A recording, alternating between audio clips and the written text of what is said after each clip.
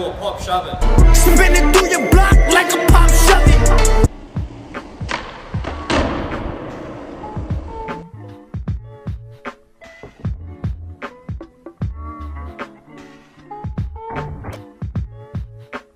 What is up, guys? So in today's episode, I'm going to show you all the right way to spin or pop shove it.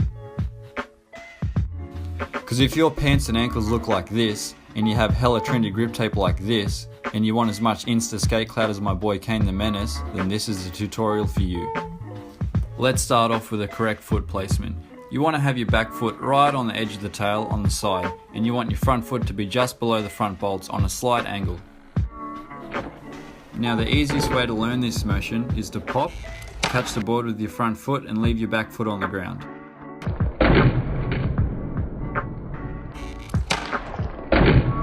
Now the next part to this trick is catching it with your front foot.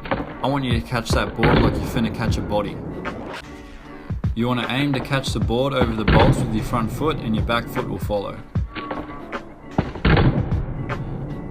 Now this trick is a bit easy with a bit of momentum, so I'd suggest giving it a try with a little bit of speed. Once you've become comfortable with rolling pop shove-its, I'd suggest taking it down a curb or even over an old vacuum cleaner.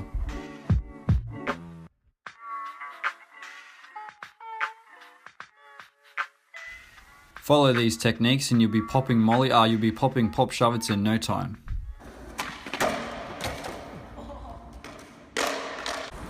If you guys thought that video was helpful, make sure you drop a like, be sure to subscribe. Follow me on Instagram at Enochism. If you have any questions, drop them in the comment section below and I'll try my best to get back to you. But until then, I'll see you all in the next video. Baby, I could get you swimming last year.